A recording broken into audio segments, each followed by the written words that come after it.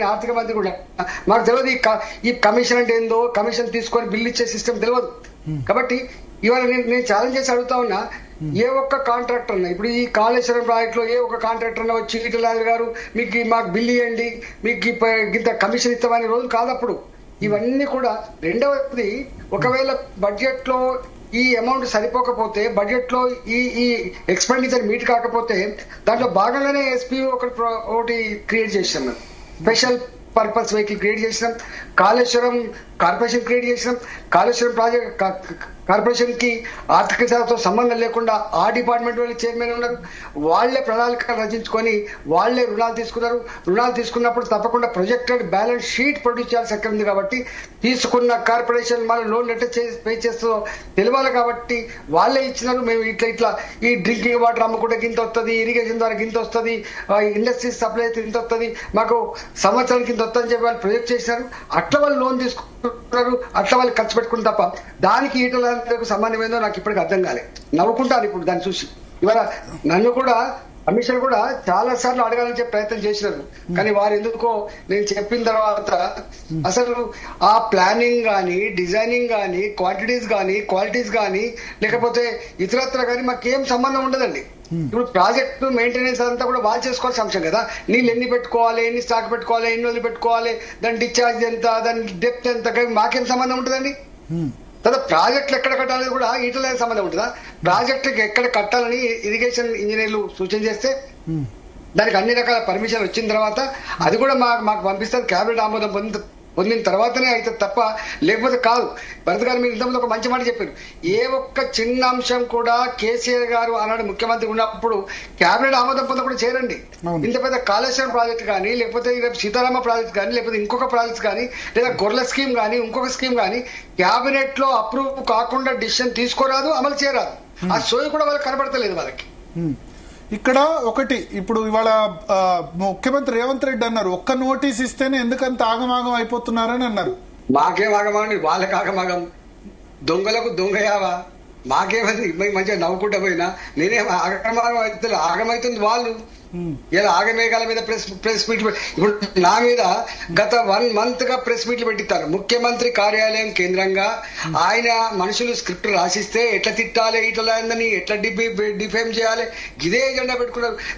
మీ ముఖాలకు మీరు డిఫేమ్ చేస్తే అయితే నేను నా చరిత్ర 25 సంవత్సరాలుగా ప్రజల కళ్ళ ముందు కదలాడుతున్నది కదా. మాకు ఈ దొంగ చరిత్ర లేదు, డబ్బులు వసూలు చేసే చరిత్ర లేదు, కమిషన్ చరిత్ర మాకు లేదు.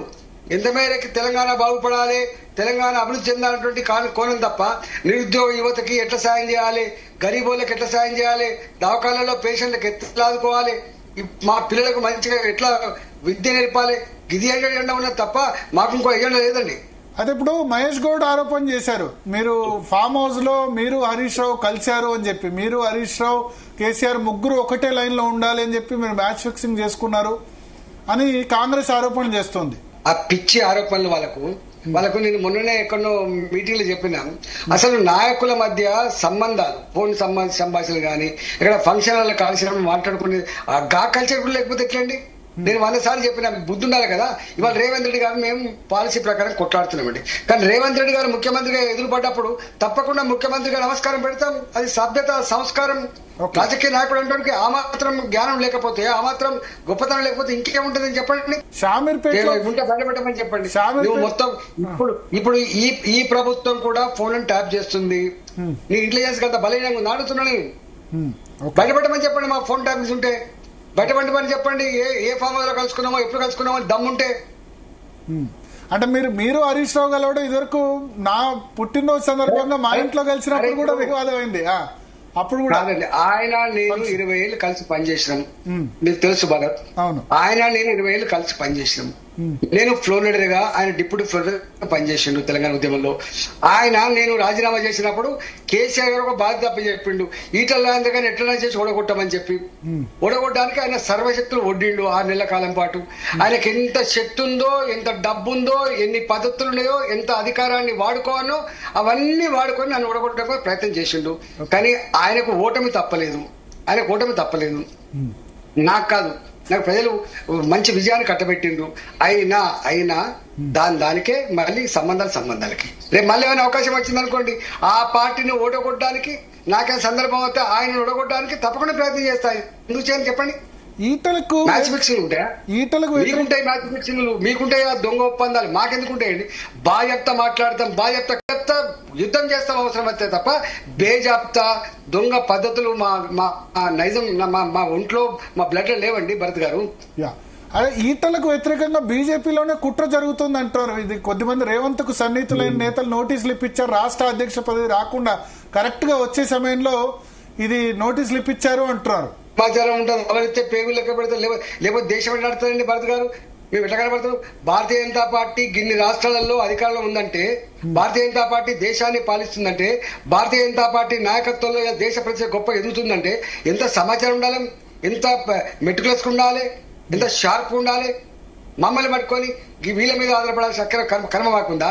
వీళ్ళు ఏం చేస్తున్నా మా పార్టీ తెలియదా? ఎవడు కుట్రదాల్లో మా పార్టీ తెలియదా అండి? గంత బలనే ఉంటాము మేము. అంటే ఇది రాష్ట్ర అధ్యక్ష పదవికి అడ్డంకేం కాదు ఇప్పుడు ఈ పిలవడం నోటీసులు ఇదన్నది. అసలు రాష్ట్ర అధ్యక్ష పదవి ఎవరికి ఇస్తారనేది నేను మాట్లాడలేను. ఎందుకంటే రాష్ట్ర అధ్యక్ష పదవి నేను డిస్కస్ చేస్తా. రాష్ట్ర అధ్యక్ష పదవి ఏ నాయకుడికి ఇవ్వాలి, ఎవరికి ఇవ్వాలి, ఎప్పుడు ఇవ్వాలి, ఎట్లా ఇవ్వాలి, అదంతా మా హైకమాండ్ చూసుకుంటుందండి. నేనేం కామెంట్ చేస్తాను దాని గురించి. ఓకే, సో ఒకటి వీళ్ళొక క్వశ్చన్ అడిగారు, రీడిజైన్ చేయడానికి సబ్ కమిటీ సంతకం చేసిందా లేదా అని చెప్పి. సో సబ్ కమిటీలో నేను ఇంతకుముందు చెప్పినట్టు మీరు మెంబర్ ఉన్నారు, హరీష్ రావు ఉన్నారు, తుమ్మల నాగేశ్వరరావు ఉన్నారు, ముగ్గురు ఉన్నారు. 3 పార్టీల్లో ఉన్నారు ఇప్పుడు ముగ్గురు, 3 పార్టీల్లో. ఒక మాట భరత్ గారు, ఎప్పుడన్నా క్రిటికల్ ఇష్యూస్ వచ్చినప్పుడు గానీ ఏదన్నా డీప్ గా ఆలోచించి నిర్ణయాలు తీసుకునేటప్పుడు, ఇంత ఇన్వాల్వ్మెంట్ ఉన్నప్పుడు తప్పకుండా ఏ పార్టీ అయినా ఏ ప్రభుత్వం అయినా కూడా మంత్రివర్గ ఉపసంఘాలు ఇస్తుంది. ఇప్పుడు నేనున్నప్పుడు హౌసింగ్ మీద ఒక మంత్రివర్గ ఉపసంఘం ఉండే, తర్వాత ఇరిగేషన్ మీద ఒక మంత్రివర్గ ఉపసంఘం ఉండే. ఇంకోటి ఏంటంటే ఏ ఆర్థిక పరమైన ఇన్వాల్వ్మెంట్ ఉన్నా కూడా ఆర్థిక మంత్రిని తప్పకుండా కమిటీలో మెంబర్ గా పెడతారు. ఇక్కడ కూడా నన్ను మెంబర్ గా పెట్టిండ్రు. వాళ్ళు చెప్పినారు తుమ్మిడి హట్టి దగ్గర కడితే గిట్ ఉంటది అని చెప్పి దాని అంతా ఎవిడెన్సెస్ అంతా మాకు ప్రొడ్యూస్ చేసిన తర్వాత మేము మంత్రివర్గ ఉపసంఘానికి వచ్చిన తర్వాత మంత్రివర్గ ఉపసంఘం ఆ నిష్ఠాలతో చర్చోపచర్చలు పెట్టి ముఖ్యమంత్రి గారి సూచనలు సలహాలు తీసుకొని మేము ఒక రికమెండేషన్ ఇస్తాం. రికమెండేషన్ ఇచ్చిన తర్వాత మళ్ళీ క్యాబినెట్ పోతుంది. క్యాబినెట్ ఆమోదం పొందిన తర్వాతనే ఇది రూపం దిద్దుకుంటే తప్ప అప్పటిదాకా రూపం దిద్దుకునే ఆస్కారం లేదు. ఎందుకు సంతకాలు పెట్టాం? సంతకాలు పెట్టేది మంత్రివర్గ ఉపసంఘాలు ఉంటాడా అండి? చెప్పండి. సంతకాలు పెట్టడానికే కదా, నమ్మకం ఉంటేనే కదా, ఇప్పుడు ఆలోచిస్తేనే కదా. ఇప్పుడు ఇది మేడిగడ్డ కూలిన తర్వాత మీకు ఏమనిపిస్తుంది? అది అక్కడ రీడిజైన్ చేయడం కరెక్ట్ అనిపిస్తుందా కాదనిపిస్తుందా? అది వాళ్ళు చెప్పాలి, నేను చెప్తా. అది ఎందుకు కూలిపోయిందో, ఎందుకు కుంగిపోయిందో, ఎందుకు బీడలు వారిందో అదంతా చెప్పాల్సింది వాళ్ళు కదా. నేనే ఎక్కడ చెప్తా? ఎక్కడ కట్టాలి, ఎట్లా కట్టాలి, దాని డిజైన్స్ ఏంది, దాని క్వాలిటీ ఏంది, దాని క్వాంటిటీ ఏంది, రేపు ప్రాజెక్ట్ మేనేజ్మెంట్ ఏంది, ఇవన్నీ చూసుకోవాల్సింది వాళ్ళు కదా భరత్ గారు. ఇరిగేషన్ డిపార్ట్మెంట్ వాళ్ళంటే ఇరిగేషన్ అది ఏముంటది? వాళ్ళు పిలిచి మాకు చెప్పినప్పుడు ఇలా ఆర్థికంగా